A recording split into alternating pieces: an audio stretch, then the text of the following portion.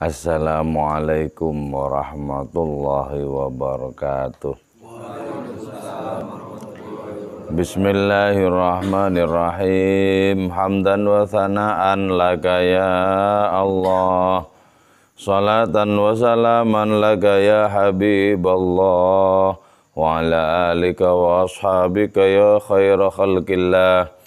Laka ya Rasulullah wa li jami' man ittaba'a dinaka ya Habiballah haqiqatan min ladun Adam la yaumil qiyamah wa nakhusu khususan min billah hadratu Syekh Maulana Jalaluddin Rumi qaddasallahu sirrahu radhiyallahu lana wa lahumul Fatihah. A'udzu billahi minasy syaithanir rajim. Bismillahirrahmanirrahim. Alhamdulillahi rabbil alamin arrahmanir rahim maliki yaumiddin.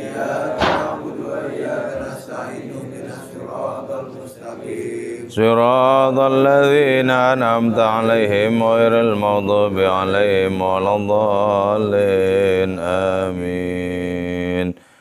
Litaqarrubina ila Allah ta'ala limuhabbatina ila Rasulillah sallallahu alaihi wasallam.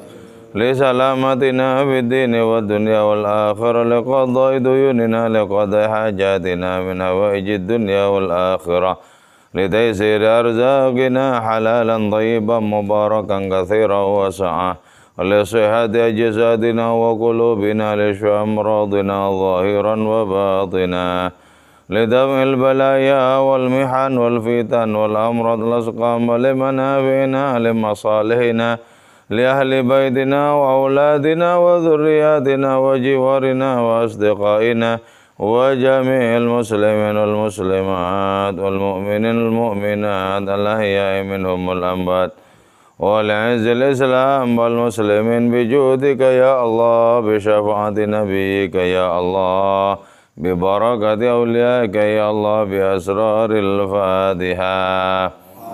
أعوذ بالله من الشيطان الرجيم. بسم الله الرحمن الرحيم. الرحمن الرحيم مالك يوم الدين إياك نعبد وإياك نستعين اهدنا الصراط المستقيم ولا الضالين. آمين. قال المصنف رحمه الله تعالى ونفعنا بعلومه ومدنا بأسراره وفاض علينا من بركاته وبكم آمين. بسم الله الرحمن الرحيم. ولهذا السبب dan lantaran sebab ini tawallaita berpaling engkau ya Kanjeng Rasul andharirin dari orang buta talibin yang mengharapkan lil hidayati bagi petunjuk wadhiqata dan menjadi sempit engkau ya Rasul bihi lantaran itu dharir zar'an kesabaranmu ala asasin atas adanya fondasi annahu sesungguhnya itu sya'an qalilan ma sedikit sekali tatawafaru melimpah hadhil fursatu apa adanya kesempatan ini fi mithli hadzal jawi sebagaimana pada angkasa ini wa anta ayyuhal a'ma dan adapun engkau ayyuhal a'ma wahai orang buta minar rifaqi ialah termasuk di antara kawan-kawan wa amamuka dan di depanmu mutasi'un ialah luas minal waqti dari waktu. Karena Kanjeng Rasul itu berharap Islam segera kuat dan beliau berhadapan dengan para pembesar Arab, diantaranya seperti Abu Jahal dan Umayyah bin Khalaf ya, yang pengaruhnya sangat kuat di masyarakat Arab itu, maka beliau suntuk melayani mereka dengan harapan Islam segera kuat, Islam segera mengakar di bawah lewat digenggamnya para pembesar Arab itu. Nah, itulah sebabnya kenapa ketika datang orang buta Abdullah ibnu Ummi Maktum, beliau itu berpaling dari si buta ini, dari saking kuatnya pengharapan. Nah, itu berarti ya, hitung-hitungan logikanya Kanjeng Rasul itu jalan. Jadi sedemikian hebatnya keinginan beliau agar Islam itu segera kukuh, segera kuat, segera memasyarakat dengan tergenggamnya para pembesar masyarakat itu. Tapi ternyata tidak sama dengan apa yang dikehendaki oleh Allah Subhanahu wa taala. Jadi, apa yang perlu kita ikuti dari beliau yaitu adanya sikap efektif di dalam mengelola segala sesuatu. Adapun kalau sifat efektif itu tidak cocok dengan kehendak Allah Subhanahu wa taala, ya akhirnya ikuti kehendak Allah taala. Ikuti. Dalam hal ini, bagi Allah jauh lebih penting si buta itu. Karena si buta itu lahiriahnya itu memang orang yang lemah, hanya orang buta. Tapi di hadapan Allah Subhanahu wa taala, si buta itu adalah permata rohani. Permata rohani. Jadi di dalam kehidupan ini ada orang yang status sosialnya tidak digubris oleh siapapun. Tapi boleh jadi itu adalah permata rohani di hadapan Tuhan. Karena itu kita tidak bertaruh tentang status sosial kita, tentang siapa kita. Yang kita pertaruhkan itu adanya kesetiaan di dalam hati kepada Allah Ta'ala. Itu yang kita pertaruhkan. Kesungguhan dalam penghambaan kita kepada hadirnya. Itu yang kita pertaruhkan. Dan terutama kita mengejar adanya penilaian dan penghormatan dunia sosial kepada kita. Jangan kejar itu. Kalau mau kita kejar, kejarlah adanya sikap kesetiaan kepada Allah Ta'ala itu. Adanya keberpihakan yang sungguh-sungguh kepada hadirnya. Itu kalau mau dikejar. Jadi peristiwa tentang berpalingnya Nabi dari orang buta itu mengandung banyak pelajaran rohani kepada diri kita. Nah, Kanjeng Rasul sesuai dengan kalkulasi akal beliau itu merasakan sempit kesabarannya berhadapan dengan orang buta itu. Toh di hadapan orang buta yang tak lain sudah menjadi kawan akrab beliau itu, waktunya kan masih banyak, Waktunya kan masih banyak. Kalau menangkap para pembesar ini kan jarang-jarang, Jadi betul cara berpikirnya itu sudah cerdik, Cuman perkara satu hal, nggak cocok dengan karepnya Gusti Allah, dengan kehendaknya Gusti Allah. Gak cocok. Itu berarti apa? Berarti di hadapan kemahaan Allah Ta'ala, hitung-hitungan akal belum tentu benar. Di hadapan hadiratnya, kepatuhan jauh lebih utama ketimbang hitung-hitungan akal. Di hadapan hadiratnya. Jadi karena itu ya, ikuti saja langsung. Cocok atau tidak cocok dengan akal, ikuti. Itu jauh lebih apa? Jauh lebih terjamin kebenarannya.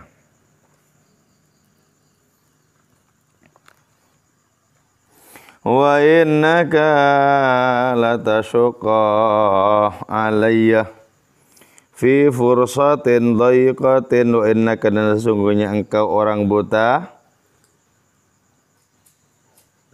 la tasyukka ialah menyulitkan engkau alai atas diriku fi fursatin dhayyiqatin pada kesempatan yang sangat terbatas ini. Wah.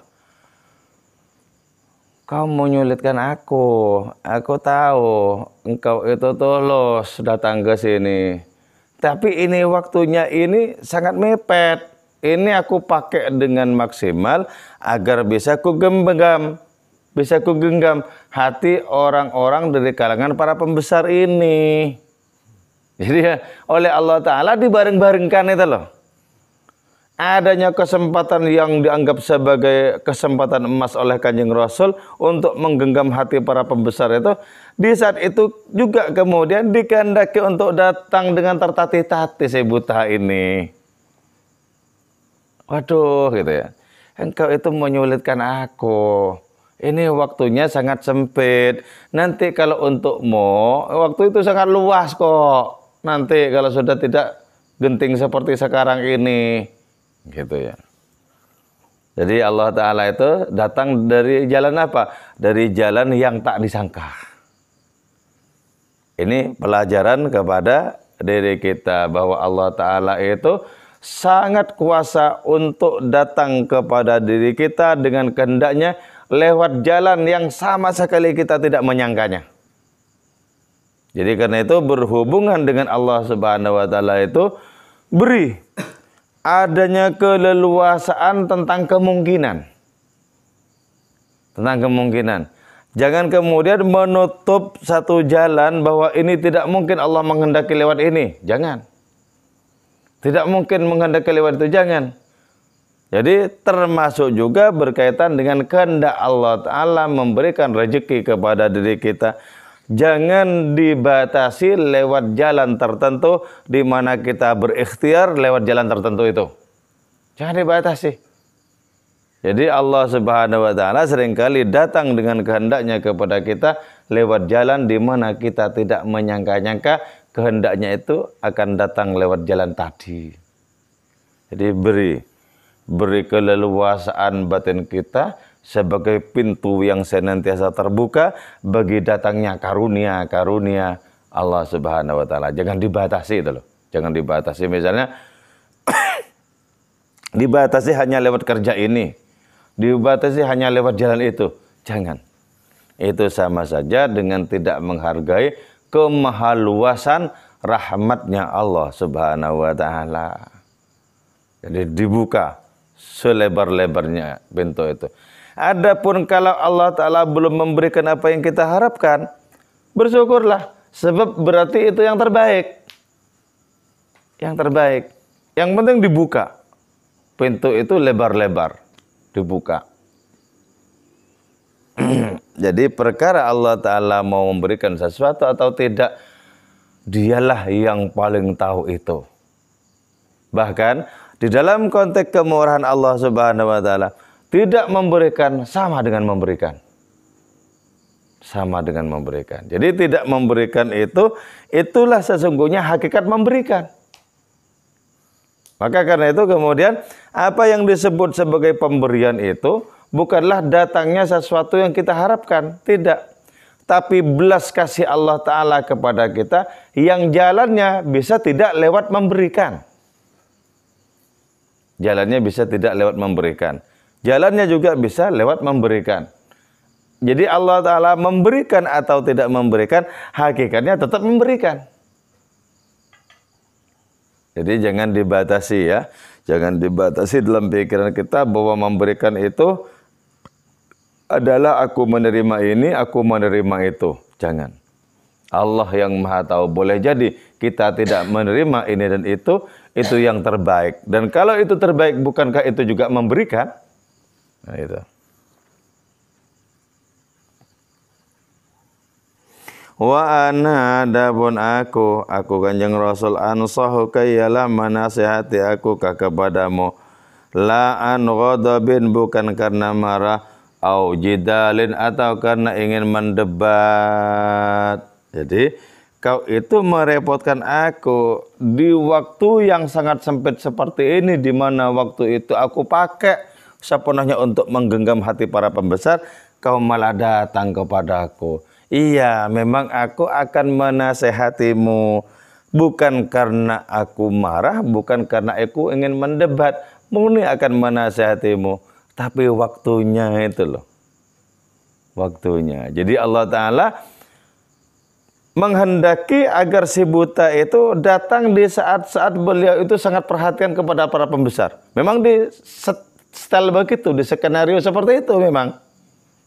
Agar apa? Agar ada asbabun nuzul bagi turunnya surat Abasa wa Tawalla itu. Kalau tidak begitu, tidak ada asbabun nuzulnya. Kalau tidak seperti itu, tidak ada yang bisa dijadikan peringatan bahwa hitung-hitungan akal bagi diri kita belum tentu cocok dengan kehendak Allah Subhanahu wa Ta'ala. Belum tentu cocok. Jadi berarti dengan demikian si buta ini dijadikan oleh Allah Ta'ala sebagai sebab munculnya Abasa wa Tawalla anjahul a'ma itu. Dijadikan sebab. Nah, ketika dijadikan sebab oleh Allah Ta'ala, berarti memang permata si buta ini. Abdullah ibnu Ummi Maktum ini memang permata. Karena dijadikan sebab oleh Allah Ta'ala bagi turunnya surat Abasa wa Tawalla itu.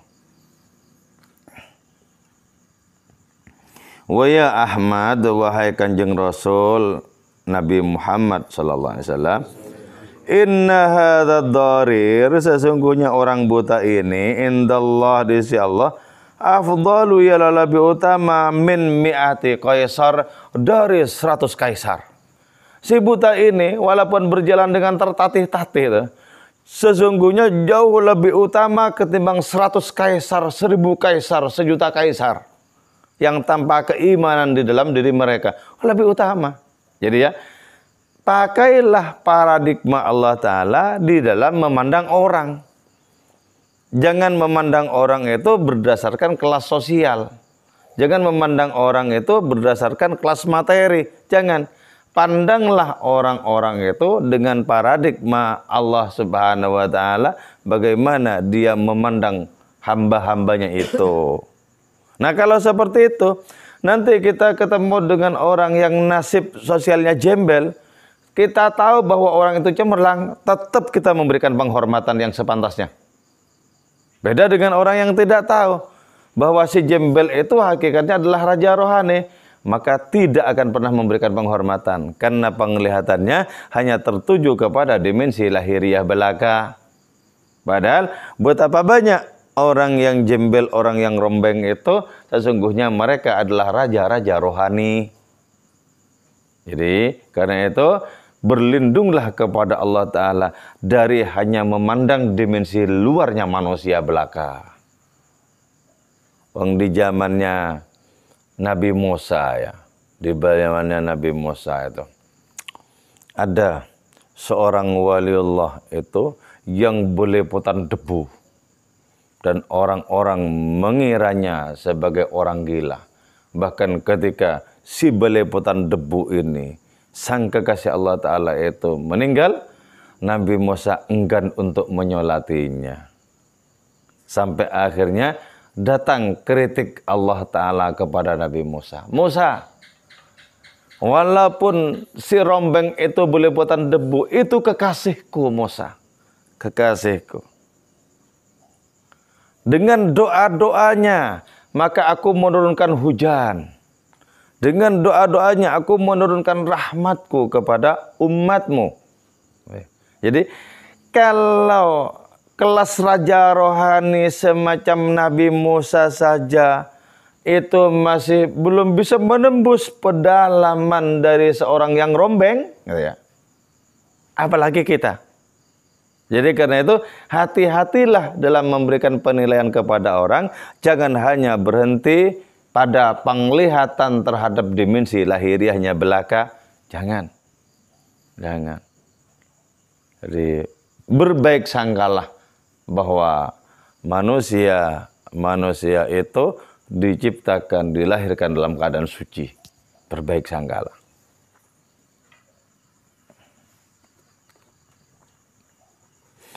Wa mi'ati wazirin. Jadi si buta ini di hadapan Allah lebih utama ketimbang 100 kaisar dan 100 menteri. Lebih utama. Jadi karena itu kalau para wali itu memandang manusia itu persis pada titik rohani mereka masing-masing. Pada titik rohani, sehingga para wali itu tahu kepada siapa mereka mesti memberikan penghormatan. Tahu. Jadi tidak silau oleh dimensi lahiriah orang-orang itu. Tidak.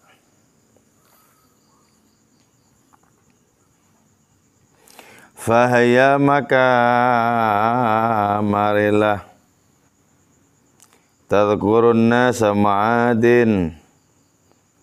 Tadhkuru menyebut engkau an-nasa kepada manusia ma'adin, kepada tambang-tambang. Jadi manusia itu ya, itu sesungguhnya merupakan tambang-tambang rohani manusia itu. Tambang-tambang rohani. Merupakan prototipe dari teofani Allah Subhanahu wa Ta'ala. Merupakan pengejawantan hadiratnya yang paling lengkap dibandingkan makhluk-makhluk yang lain. Jadi karena itu pandanglah manusia itu sebagai tambang-tambang rohani. Dan tambang-tambang rohani itu bertingkat-tingkat kualitasnya. Bertingkat-tingkat kualitasnya. Ada yang memiliki harga yang mahal di hadapan Allah. Ada juga yang busuk dan tidak memiliki harga apapun. Tapi pada dasarnya setiap manusia adalah tambang-tambang rohani. Wa thamma, dan di sana ma'danun, adapun tambang rohani, athmanu yang lebih mahal qimatan apa harganya, di sini min mi'ati alfin, dari 100.000. Jadi ada di situ, ada di antara manusia satu tambang rohani, satu diri manusia itu jauh lebih tinggi harganya dibandingkan 100 tambang rohani yang lain. Lebih tinggi harganya. Jadi kenapa? Karena penuh dengan adanya kekuatan-kekuatan rohani. Sehingga dalam diri satu orang itu bagi Allah Ta'ala jauh lebih berharga, lebih bernilai, lebih tinggi derajatnya ketimbang 100 manusia yang lain. Kata Fariduddin Attar, Rabi'ah Adawiyah itu bukan saja laki-laki, padahal beliau kan perempuan. Rabi'ah Adawiyah itu bukan saja laki-laki, tapi jauh lebih bermutu ketimbang 100 laki-laki.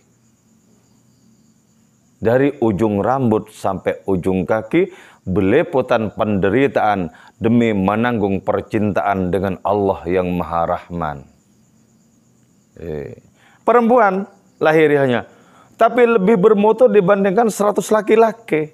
Nah itu yang dimaksud bahwa memang manusia itu merupakan tambang-tambang rohani. Tapi ada di sana, ada seseorang yang jauh lebih merupakan tambang rohani dengan nilai, dengan harga yang jauh lebih tinggi dibandingkan dengan 100 orang.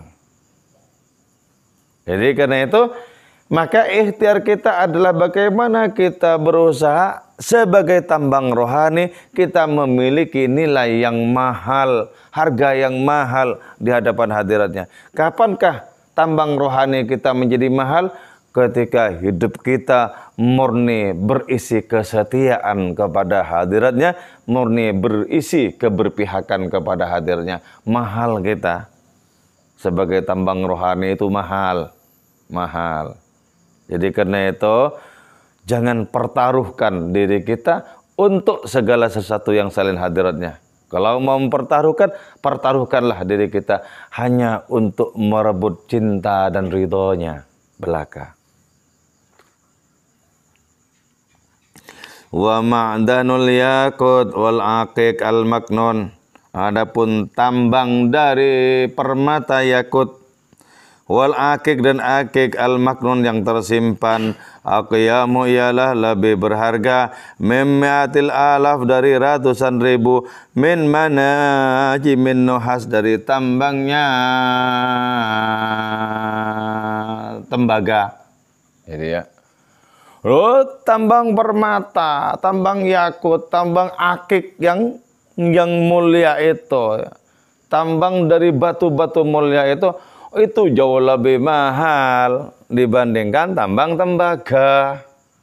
Lebih mahal. Lebih mahal. Jadi karena itu kalaulah diri kita agar menjadi tambang permata yang mahal itu. Para nabi, para wali adalah tambang-tambang permata yang mahal, yang tidak ada tandingannya di dunia ini. Tidak ada tandingannya. Berdekatkanlah diri kita terhadap mereka agar kita bisa terpengaruh berubah menjadi tambang-tambang permata yang sangat mahal dan berharga. Gosok diri kita dengan riyadhah, dengan latihan-latihan rohani. Sebab akik-akik yang mahal dan mengkilap itu karena mereka merelakan diri untuk digosok. Semula hanya batu tambang yang tidak begitu mengkilap. Tapi karena digosok oleh adanya latihan-latihan rohani, maka jiwa mereka, hati mereka, pikiran mereka menjadi mengkilap karenanya. Jadi usaha. Jadi jangan hanya Ramadan, melek-melek. Di luarnya Ramadan juga ada melek juga benih pasterep. Habis Ramadan langsung habis Isya sampai subuh. Wow. Jadi harus dikelola lagi nih, dikelola gitu. Jangan pernah rela untuk melewatkan malam itu hanya dengan tidur belaka. Jangan pernah rela itu. Jadi harus ada waktu-waktu yang kita perjuangkan. Ada waktu-waktu istimewa yang kita perjuangkan. Harus ada itu. Harus ada. Jadi di sini ini hanya latihan untuk sementara. Selanjutnya lanjutkan sendiri. Lanjutkan sendiri. Wa ya Ahmad, wahai Kanjeng Rasul Nabi Ahmad sallallahu alaihi wasallam, innal mala sesungguhnya harta benda la yajdi, ialah tidak memberikan harta benda huna di sini naf'an, terhadap adanya kemanfaatan. Jadi ya di jalan rohani ya. Kadang-kadang harta benda itu tidak bermanfaat loh. Kadang-kadang ya bermanfaat. Kadang-kadang bermanfaat. Tapi kadang-kadang juga tidak bermanfaat. Kenapa? Karena perbandingannya adalah jiwa yang berkilau. Bal yambaghi, bahkan pantas ayyakuna, pandanya ada as-sadru, apa itu dada, malian, ialah penuh bil ishki, dengan cinta, wal alami, dan derita, wal harakati, dan keterbakaran karena api cinta. Jadi ya, yang jauh lebih berguna adalah apa? Yaitu dada yang kebak, dada yang penuh dengan cinta, dada yang penuh dengan derita karena menanggung adanya kegetiran lantaran keinginan yang kuat untuk berjumpa dengan Tuhan. Derita. Jadi ya, orang-orang yang jatuh cinta kepada Allah Ta'ala itu dadanya, hatinya berisi penderitaan. Penderitaan apa? Penderitaan cinta, penderitaan kerinduan. Jadi tersiksa. Begitu sangat kuat keinginan orang itu untuk bersua berhadap-hadapan dengan Allah Subhanahu wa Ta'ala. Jadi dada yang penuh dengan cinta, penuh dengan derita, penuh dengan keterbakaran api cinta, itu jauh lebih berguna dibandingkan harta benda di jalan keilahian.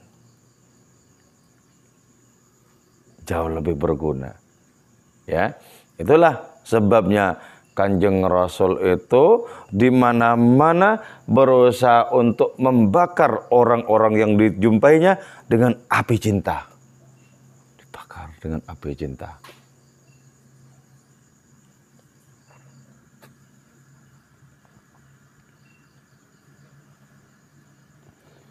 Fa in ja'a maka jika datang a'ma, siapa orang buta, mustadhi al-qalbi, seraya menyala hatinya, la taghliq, janganlah engkau mengunci al-bab kepada pintu, wa'idh dan berilah peringatan engkau kepada itu si buta. Fal mau'izatu maka adapun peringatan min haqi ialah termasuk haknya itu si buta. Jadi kalau orang buta itu datang wahai Nabi Ahmad, jangan tutup pintu. Berilah dia peringatan karena peringatan merupakan haknya untuk diterima. Haknya untuk diterima. Jadi ya, betapa peristiwa datangnya orang buta ini mengandung banyak sekali peringatan. Mengandung banyak sekali. Dan Kanjeng Rasul sudah dengan sukarela disetting oleh Allah Subhanahu wa taala untuk lebih memperhatikan para pembesar Arab sana. Disetting itu. Disetting Kanjeng Rasul itu. Makanya beliau di salah satu hadisnya bersabda, kalau aku itu lupa, itu sesungguhnya aku itu disetting, ditakdirkan untuk lupa agar menjadi bagian dari syariat dari agama Islam. Gitu ya. Jadi beliau itu, ayat ini tidak menunjukkan kekurangan beliau, bukan. Tapi ayat ini ditakdirkan untuk bersentuhan dengan beliau yang lebih mengutamakan para pembesar Arab dibandingkan orang si buta itu sendiri. Jadi jangan sampai kita tidak memiliki penghormatan kepada Kanjeng Rasul hanya gara-gara kita membaca surat Abasa wa Tawalla itu. Jangan. Ini skenarionya Allah Ta'ala. Ini takdirnya Allah Ta'ala untuk dijadikan bahan peringatan hingga di akhir masa. Bahwa manusia itu adalah tambang-tambang rohani. Dan di antara tambang rohani ada satu tambang rohani yang jauh lebih mulia ketimbang 100 tambang rohani yang lain. Jadi kita berikhtiar untuk mencemerlangkan batin kita, rohani kita, sehingga sebagai tambang kita memiliki harga yang prestisius, memiliki harga yang bergengsi di hadapan Allah Subhanahu wa taala. Oke ya. Moga-moga kita dimudahkan oleh Allah Ta'ala untuk mengelola diri kita sebagai tambang rohani yang bernilai mahal di hadapan hadiratnya. Amin ya mujibas sailin. Wal afa minkum. Wassalamualaikum warahmatullahi wabarakatuh. Maulaya salli wa sallim daiman abad